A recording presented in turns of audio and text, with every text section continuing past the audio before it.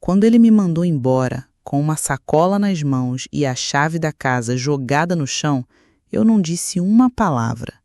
Só encostei a porta devagar, olhei para dentro uma última vez e fui embora.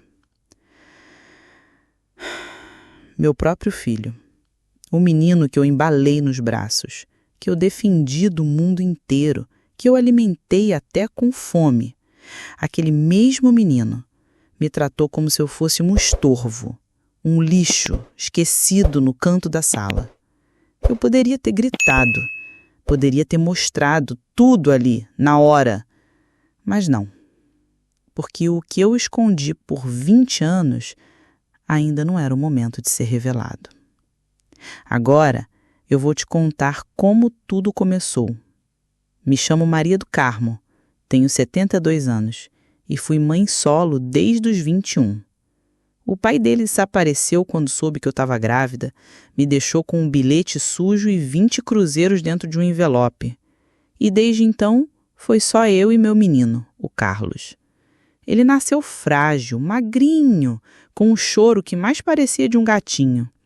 E eu jurei ali, naquele hospital público, que ele nunca ia passar pelo que eu passei. Fiz faxina com ele no colo, dormi no chão, recusei convite de homem feito, porque eu não queria padrasto ruim. A única coisa que eu quis nessa vida foi ver ele vencer. Quando ele passou na Federal, eu fiz uma janta com o que restava da minha aposentadoria. Nem carne tinha, mas botei vela na mesa e um bilhetinho. Te amo, filho. Nunca se esqueça que foi você quem me fez forte. Ele chorou. Me abraçou por quase um minuto inteiro. E naquele dia, eu pensei, valeu a pena. Mas os anos foram passando e ele foi mudando.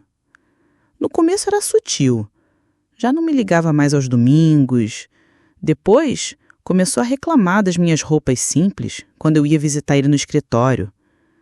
Um dia, ele me disse que era melhor eu não ir nas reuniões da família da noiva dele. A senhora fala muito do passado, mãe. Isso pega mal. Pega mal. Eu engoli aquilo como que engoli caco de vidro, mas ainda assim calei. Porque mãe cala, mãe espera, mãe perdoa. Só que a última gota veio quando ele me disse que a casa que ele comprou era pequena demais e que eu ia ter que dar um tempo fora. Fora da minha própria vida, da história que eu ajudei a construir. Me deu uma bolsa, um cartão com limite bloqueado e disse: vai para casa da tia Joana, lá tem espaço. Só que a tia Joana já tinha morrido há 2 anos e ele sabia disso. Ele só queria que eu sumisse. Mas ele não sabia o que eu tinha guardado. Porque por 20 anos eu escondi o maior segredo da nossa história. Algo que começou lá atrás, antes mesmo dele entrar na faculdade. Algo que nem meu filho, nem ninguém jamais imaginou. E agora você vai entender por que eu nunca revelei antes. Eu sei que parece absurdo esconder algo por 2 décadas, mas a verdade é que certas coisas a gente só consegue guardar quando tem o coração partido. E o meu, minha filha, já nasceu rachado. Desde nova eu aprendi que confiar demais era perigoso. Vi minha mãe ser passada para trás por um irmão ganancioso. Vi meu pai perder tudo por causa de uma assinatura. Então, quando a vida começou a me dar pequenas chances, eu aprendi a calar, a esconder e a esperar. Foi quando Carlos tinha 16 anos. Ele tinha ido dormir na casa de um colega do colégio e eu, como sempre, aproveitei a noite livre para costurar umas encomendas. Era meu jeitinho de fazer dinheiro por fora, consertando roupa para os vizinhos, às vezes fazendo bainha até de madrugada. Nessa noite, bateu uma senhora no meu portão. Trazia nas mãos uma maleta escura e o rosto mais desesperado que eu já vi. Disse que precisava esconder algo por um tempo e que ouviu falar que eu era uma mulher de confiança. Aquilo acendeu todos os alertas na minha cabeça. Mas quando ela abriu a maleta, eu travei. Dentro havia tanto dinheiro que parecia mentira. Dinheiro real, limpo, notas empilhadas com elástico. Ela explicou que era de uma herança. O marido dela havia morrido, os filhos queriam colocá-la num asilo e ela queria proteger o que era dela. Só precisava de um lugar seguro por uns tempos. E, em troca, me pagaria uma quantia por mês, em espécie e por fora. Eu devia ter recusado, né? Mas eu aceitei. Porque ali, pela primeira vez, eu vi uma chance de sair do sufoco. Eu peguei aquele dinheiro e escondi no único lugar que ninguém jamais imaginava. Nem mesmo meu filho. E a cada mês, ela vinha e deixava mais um pacote. Depois de 2 anos, ela sumiu. E eu nunca mais ouvi falar dela. Desde então, aquele segredo virou parte da minha rotina. Eu me acostumei com ele como a gente se acostuma com uma cicatriz que não fecha. Às vezes eu pensava em usar, investir, abrir um negócio, mas sempre que cogitava, vinha uma voz dentro de mim dizendo: não agora. Espera. E eu esperei. Esperei enquanto ele crescia e dizia que queria ser melhor do que eu. Esperei enquanto ele me olhava como se minha pobreza fosse culpa minha. Esperei até o dia que ele me expulsou da casa que eu ajudei a pagar. Naquele dia, eu peguei minha sacola, minha dignidade e voltei para a mesma casinha de madeira onde morei nos anos 80. Uma casa velha, afastada, onde tudo começou. Lá, sob o chão de tábuas, atrás de uma parede falsa do guarda-roupa, estava tudo guardado, intacto, intocável. O segredo de 20 anos. Ali estavam os envelopes que ela me deixou e o que eu adicionei ao tempo. Mas agora, com ele me cuspindo como lixo, eu soube que o momento tinha chegado. Eu ia usar tudo, mas não por raiva, por justiça. Acontece que, antes de revelar o que estava escondido, eu ainda precisava encontrar alguém que tinha sumido, mas que sabia de coisas que meu filho jamais imaginou. Porque a história que meu filho acha que conhece é só metade da verdade.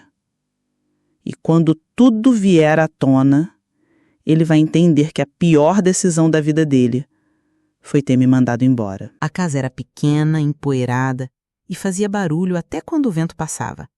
Mas ali, entre paredes antigas e memórias enterradas, eu me senti viva de novo. Eu sabia que ainda não era hora de mostrar tudo. Primeiro, eu precisava de alguém.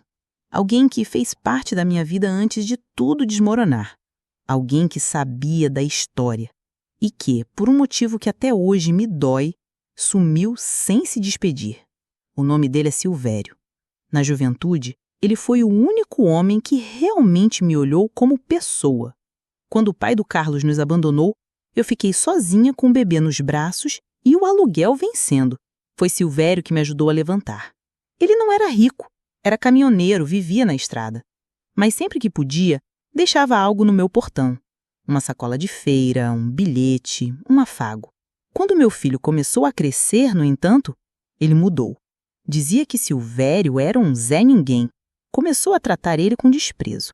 Até que um dia, Silvério desapareceu. Nunca mais voltou. Nem carta, nem sinal. Mas eu guardei o endereço antigo da irmã dele. E naquela manhã, depois de abrir os tijolos da parede falsa onde o dinheiro estava escondido, eu vesti minha roupa mais simples, peguei o ônibus e fui atrás dela. Demorei. Ela quase não me reconheceu, mas quando me viu, os olhos marejaram. Achei que você tivesse morrido, ela disse. Eu respondi com um sorriso amargo. Morrida por dentro, talvez. Ela me contou onde ele estava. Silvério estava vivo, morando num sítio afastado, cuidando de animais abandonados, sozinho, sem filhos, sem ninguém. Na mesma tarde, eu fui até lá. Quando ele me viu na porteira, Não disse uma palavra, apenas tirou o chapéu, deu 3 passos e me abraçou como quem segura uma vida inteira nos braços. Ficamos assim por minutos, sem falar, sem respirar direito, só ouvindo o coração que ainda batia forte, mesmo depois de tanto tempo. Ele me levou para dentro, me ofereceu café e quando nos sentamos na mesa, eu contei tudo, da expulsão, do segredo guardado, do dinheiro escondido, das dores acumuladas e do plano, porque eu tinha um plano. Carlos achava que tinha vencido, que agora, com a casa no nome dele e um novo casamento, podia recomeçar sem olhar para trás. Mas ele ia descobrir que o passado sempre encontra uma forma de voltar. E dessa vez, o passado vinha com juros. Silvério ouviu tudo calado. No fim, disse apenas, eu tô contigo.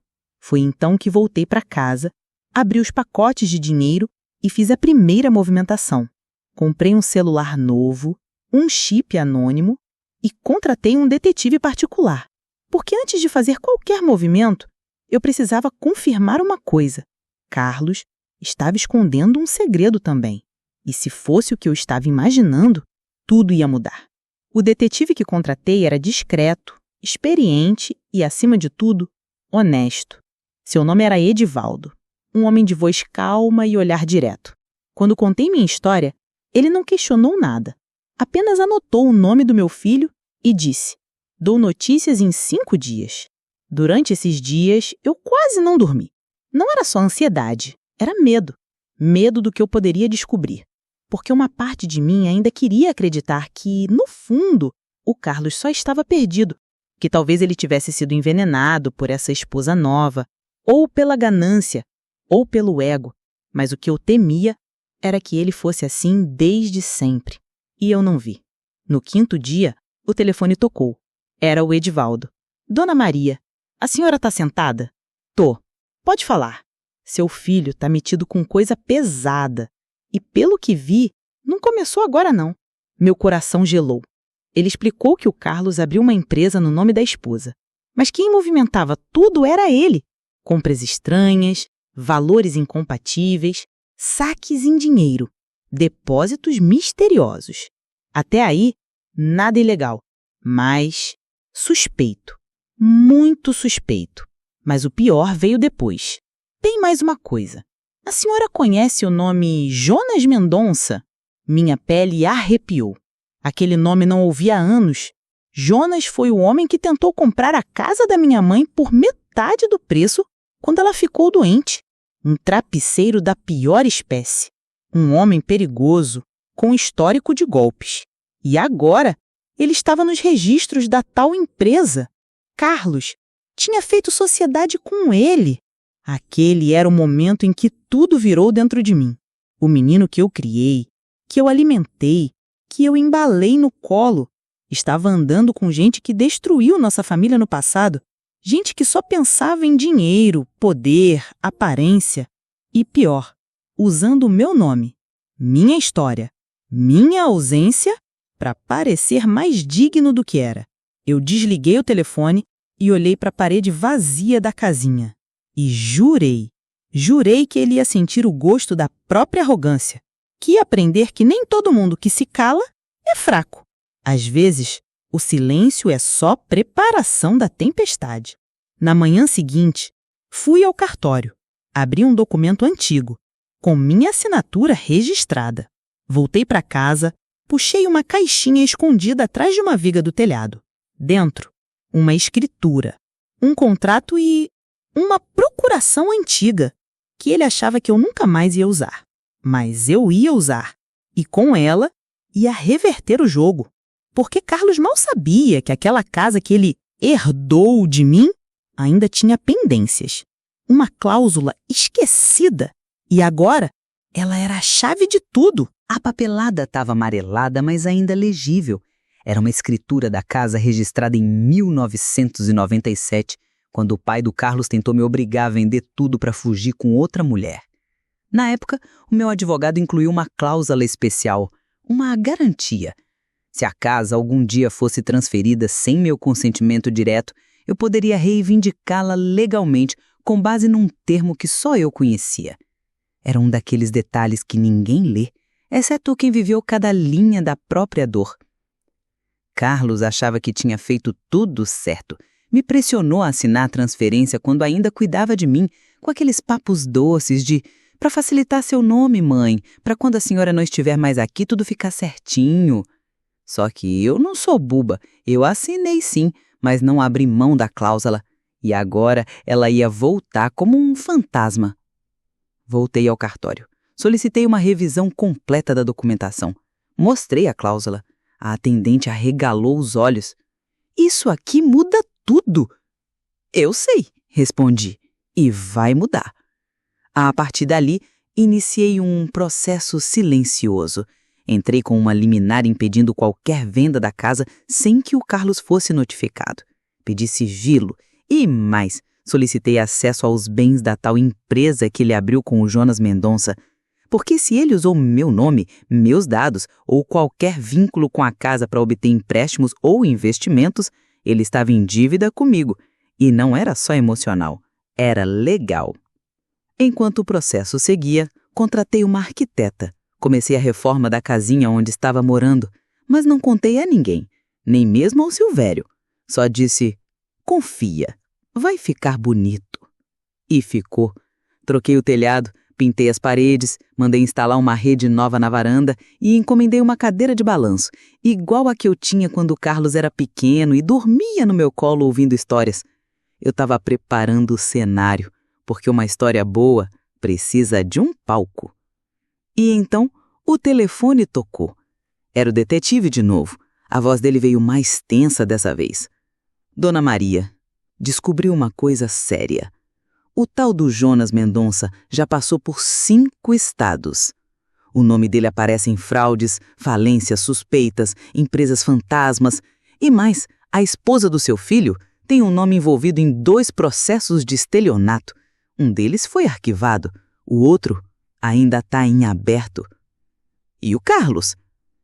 Tá indo pelo mesmo caminho. Parece que ele não sabe com quem se meteu, mas vai descobrir. E quando descobrir, pode ser tarde demais." Eu respirei fundo, porque naquele momento entendi que meu filho não só tinha me virado as costas, como estava prestes a perder tudo. E talvez, só talvez, minha vingança nem precisasse sair do papel. Era só esperar. E quando tudo desabasse, eu estaria lá, não para estender a mão, mas para olhar nos olhos dele e dizer: "Eu avisei." 2 dias depois, recebi uma mensagem no celular. Era da esposa do Carlos, curta e direta. "Você pode vir aqui em casa conversar. Precisamos resolver umas coisas." Engraçado. Meses sem me dar nem bom dia. Me expulsaram da minha própria casa como se eu fosse um móvel velho e agora queriam conversar. Resolvi ir. Mas antes, passei no salão, fiz o cabelo, pintei as unhas e escolhi uma roupa bonita.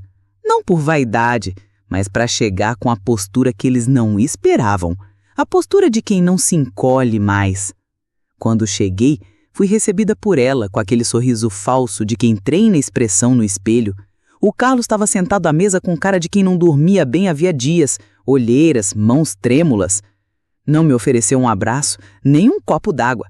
Apenas apontou para a cadeira vazia. "Senta aí, mãe, a gente precisa conversar." "Pois não," eu disse, com um tom firme, mas calmo. Eles começaram a falar de contas, de dívidas, de que talvez fosse necessário vender a casa onde estavam morando, pois o negócio não deu tão certo quanto esperavam. A esposa dele até tentou parecer simpática. "A gente pensou que já que a senhora está morando bem, talvez pudesse ajudar a gente a resolver isso rapidinho, com aquela assinatura que a senhora usou na época da escritura." Olhei bem nos olhos dela, depois para o meu filho, e disse: "A casa é de vocês, não é? Façam como quiserem." O Carlos coçou a cabeça nervoso. "Mãe, é que tem uma cláusula." "Eu sei," interrompi. "Aquela de 1997, a que você não leu?" Silêncio. Ele empaleceu. A esposa regalou os olhos. "Como assim?" "Eu não vim aqui para discutir nem para dar lição de moral. Eu só vim para olhar na cara de vocês. Porque vocês vão lembrar desse dia quando tudo desabar. E quando desabar, eu quero que se lembrem do meu silêncio. Levantei-me, ajeitei a bolsa no ombro e antes de sair, deixei um envelope sobre a mesa. Entreguem isso ao Jonas. Vai saber o que significa. E saí. Dentro do envelope, havia uma cópia da liminar que bloqueava a venda da casa. E, mais importante, um lembrete, o nome do verdadeiro proprietário da escritura original. O meu. Naquele momento eu não queria gritar, não queria discutir. Eu queria que a verdade explodisse sozinha, como uma bomba com um pavio aceso. Eles iam ver o império desmoronar, e não ia ser pelas minhas mãos. Ia ser pela arrogância deles, pela ganância, pela mentira. E a melhor parte era que ainda tinha mais por vir. Porque o detetive me avisou de algo que nem o Carlos sabia. O tal Jonas Mendonça estava sendo investigado pela Polícia Federal e documentos em nome do meu filho já estavam sendo rastreados. A queda seria pública e, quando acontecesse, eu não moveria um dedo. A notícia não demorou a chegar. Numa manhã de terça-feira, recebi uma ligação do detetive. A voz dele era seca. Dona Maria, a casa do seu filho foi alvo de mandado de busca. O Jonas Mendonça está foragido e seu filho está prestando depoimento como cúmplice. Respirei fundo. Não era o tipo de vitória que se comemora. Era a confirmação de uma tragédia anunciada. O que eu escondi por 20 anos tinha voltado, não para me salvar, mas para escancarar o erro dele. Era como se o passado tivesse cobrado a conta. E o preço foi a dignidade dele. Naquela noite, fui até a casinha onde vivo agora. Sentei na varanda, na minha cadeira de balanço, e fiquei olhando o céu. Lembro que o Silvério apareceu com um copo de café e se sentou ao meu lado. Ele caiu, né? Caiu? E a senhora tá feliz? Demorei para responder. Não sei se feliz é a palavra certa. Tô em paz, mas também tô triste, porque era meu filho. E em algum momento, ele só foi um menino assustado, querendo provar que era grande. Só que o caminho que ele escolheu foi atropelando a única pessoa que nunca teria virado as costas para ele. No dia seguinte, a vizinhança já sabia, a imprensa apareceu. Disseram que o tal Jonas deu um golpe em mais de 12 pessoas, que usava nomes limpos para abrir empresas e captar dinheiro fácil, e que Carlos era um dos sócios ocultos. A esposa sumiu, os amigos desapareceram e a casa foi penhorada. E então, num fim de tarde silencioso, recebi uma visita inesperada. Era ele, Carlos, com o rosto abatido, as roupas amassadas e o olhar vazio. Não disse nada. Só ficou parado ali, diante do portão da minha casinha. Quando percebi, já estava com a mão no trinco. Abri devagar. "O que você quer aqui?" Perguntei, sem raiva, mas firme. Ele hesitou. Eu só queria ver a senhora." "Agora quer, né? Quando o mundo desmorona, todo mundo lembra da casa da mãe." Ele baixou os olhos. "Eu errei, mãe. Eu achei que sabia o que estava fazendo. Mas eu me perdi, eu me afundei. E, no fundo, eu estava com raiva do pai e descontei na senhora. Eu achava que estava vencendo, mas só estava fugindo." Aquele momento me quebrou, porque eu vi ali o menino que eu criei, o que chorava no meu colo, o que tinha medo de trovão, o que me perguntava se eu ia embora também. E eu disse: "Você destruiu tudo, Carlos. Me humilhou, me expulsou, me esqueceu. Mas eu não vou revidar, porque a minha maior vingança foi sobreviver a tudo isso sem deixar de ser quem eu sou." Ele chorou. Pela primeira vez em anos, chorou como criança. E eu, contra tudo, abracei aquele homem. Não porque ele merecia, mas porque eu merecia me curar. Depois daquele abraço, Carlos nunca mais foi o mesmo. Ele não voltou a morar comigo e nem seria certo. Algumas cicatrizes demoram para fechar. Mas a partir daquele dia passou a vir aqui toda semana. Trazia frutas, às vezes só sentava na varanda e ouvia. Ele ouvia, coisa que nunca tinha feito. E ali, naquele silêncio com cheiro de café, ele começou a entender quem eu era, quem sempre fui. A casa grande foi leiloada. As empresas foram fechadas, o nome dele manchado. Mas eu fiz questão de guardar o que restou de honra. E isso ninguém podia tirar dele, nem de mim. Certo dia, o Silvério me perguntou se eu me arrependia de ter escondido aqueles 2 milhões por tanto tempo. Eu ri. Não era só dinheiro, Silvério, era minha segurança, meu plano B. Eu escondi porque sabia que ia precisar. No fundo, eu sabia que um dia iam me virar as costas. Usei parte daquele dinheiro para comprar uma casa simples, mas minha, onde ninguém manda em mim, onde posso acordar cedo, regar minhas plantas, cuidar do meu jardim e da minha paz. E sabe o que mais fiz? Criei um fundo em segredo. Está no nome da minha neta.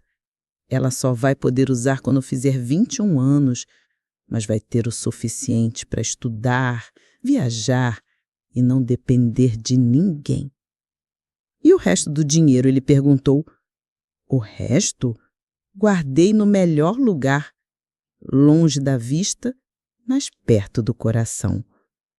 Hoje, eu conto essa história não para dizer que venci, mas para mostrar que, às vezes, a verdadeira vitória é continuar sendo você, mesmo quando o mundo te vira do avesso. Meu filho me expulsou de casa, mas eu sobrevivi. Não porque sou mais forte, mas porque nunca deixei de amar, até quando ninguém merecia. Porque, no fim, a verdade sempre volta, e quem planta dor, colhe silêncio, e quem planta amor, colhe respeito, mesmo que demore. Se você ouviu essa história até o fim, comenta aqui embaixo. Vovó, a senhora é mais forte do que o tempo. Curte, compartilha e se inscreve no canal, porque toda semana tem mais uma história que ninguém teve coragem de contar até agora.